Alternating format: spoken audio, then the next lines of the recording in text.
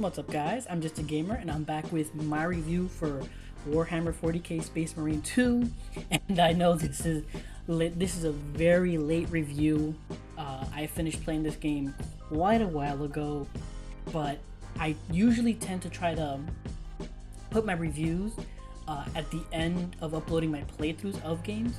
And I only just finished uploading the last portion of my Space Marine 2 playthrough earlier today, and that's something I might have to change, just because again I am just by myself going through the footage, editing stuff here and there, so that's why it takes me so long. Even on my first Berserker Kazan playthrough, I'm much further along in the game currently, but my playthrough I'm still only still in the beginning hours that I have uploaded so far.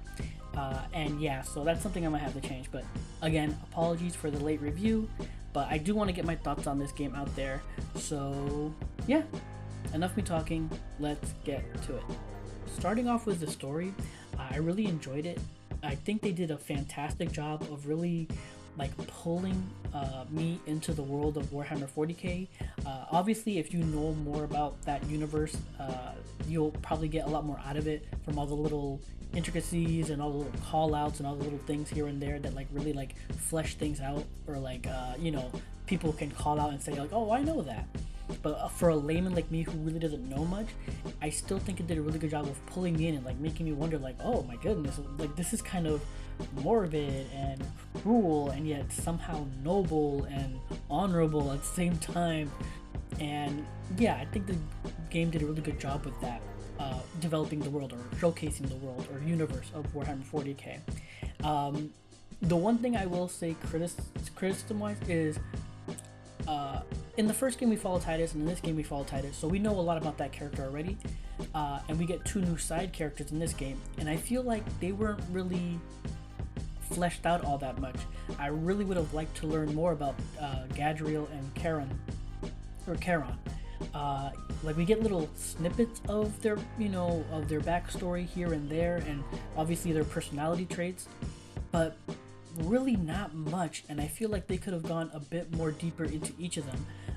Cause for example, Charon, they make an offhanded remark about his home world, or where he grew up, and let's go get vengeance for it. And he's like, yes, let's go do that. And it's just okay, they really didn't really flesh out the two other characters enough, in my opinion.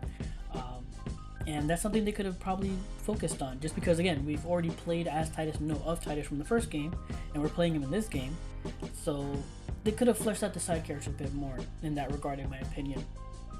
And then again, overall the story was fun to play through, but it did follow a familiar beats from the first game, where in the first game you started off fighting goblins and going through missions, take them out, but then it ends up devolving into taking down chaos and the heretics. And it's very similar in this game, where you start off fighting Tyranids, but then quickly things escalate. I said devolve earlier, forgive me, I meant to say escalate. Things escalate into, once again, fighting chaos and the heretics.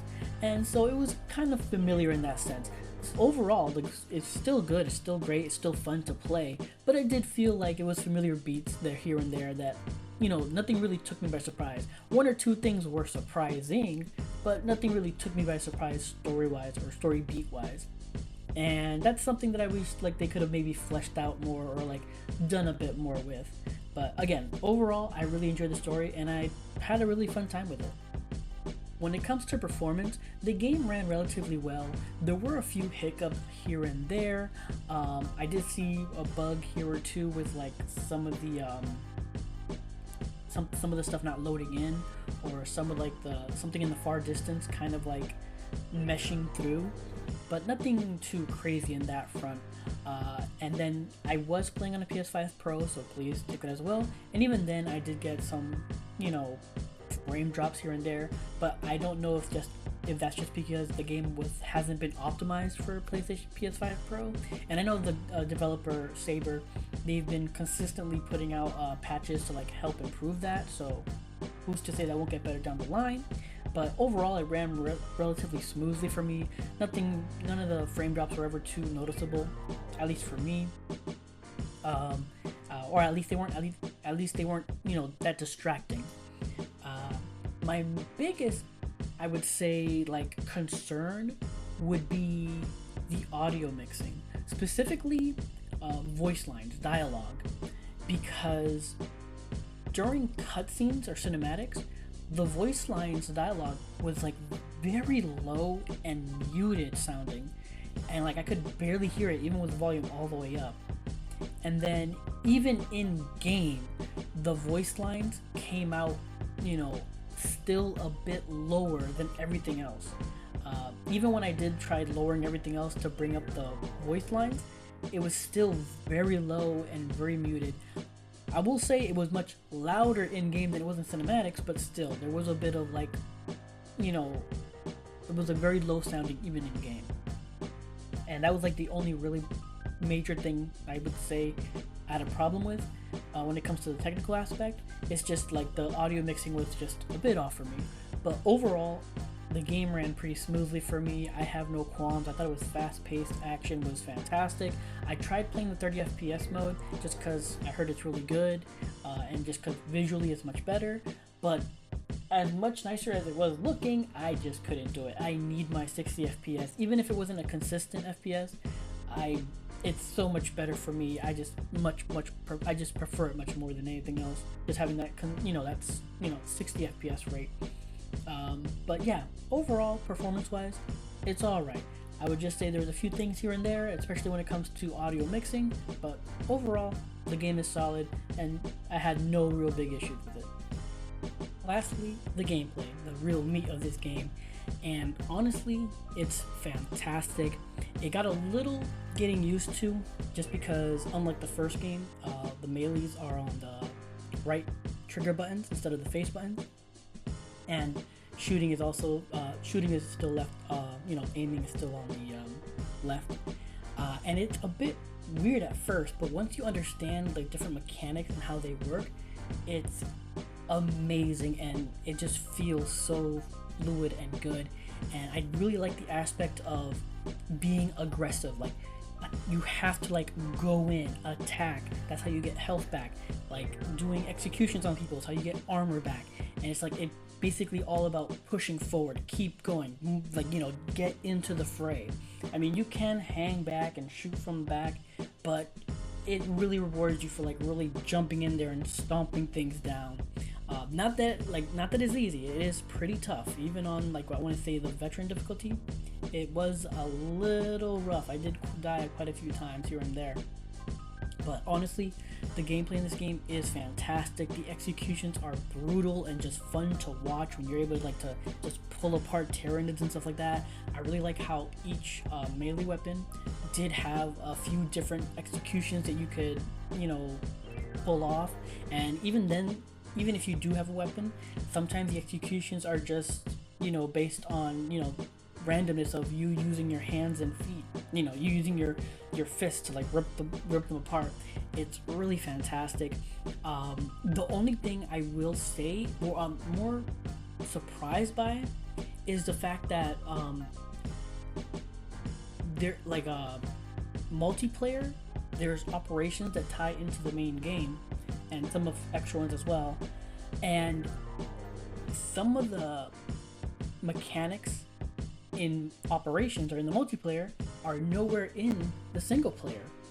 And I feel like in some of the multiplayer missions, some of the mechanics were a lot more interesting than in the single player, because honestly in the single player there really weren't any interesting mechanics to really pull off.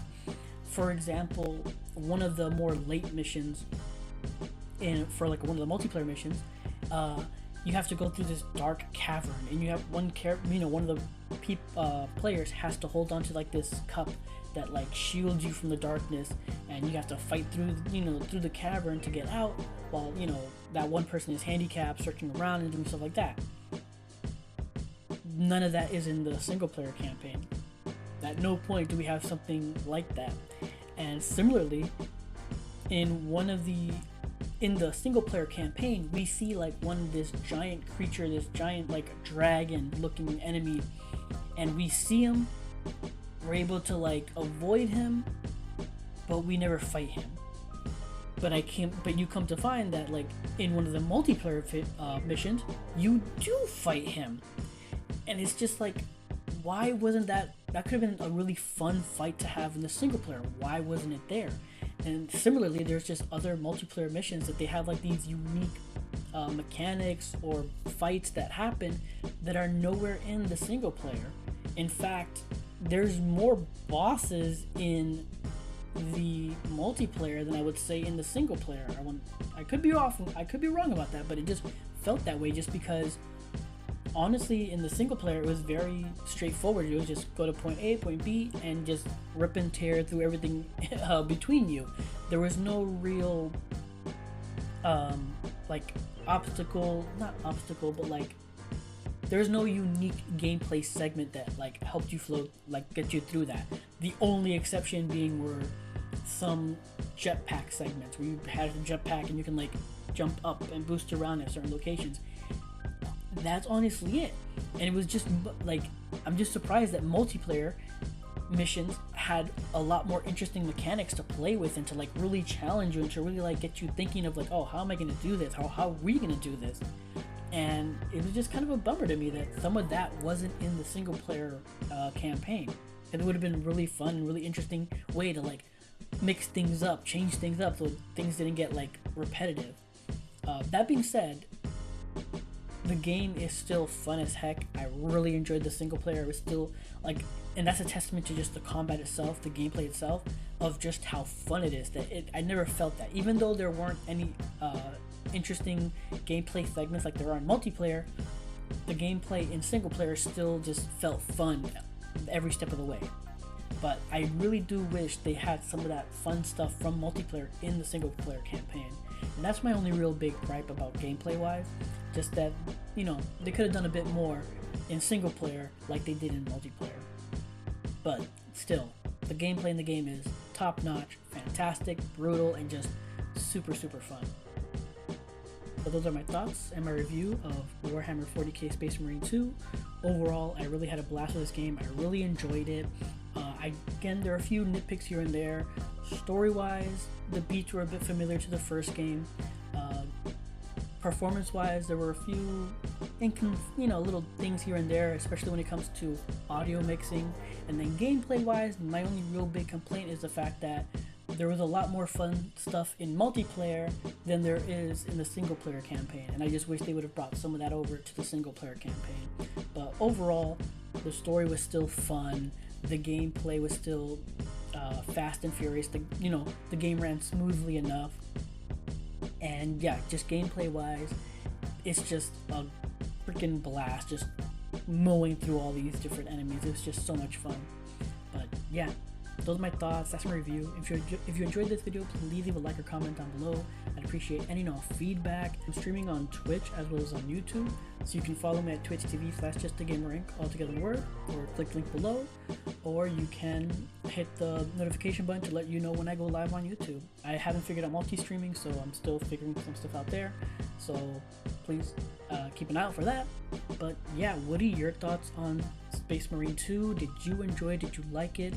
Or do you think I'm totally off about some stuff? Like, what are your thoughts on the game? I would really love to know your thoughts, or know your take in the comments down below. But regardless, thank you for watching, and until next time, take care and have a good game.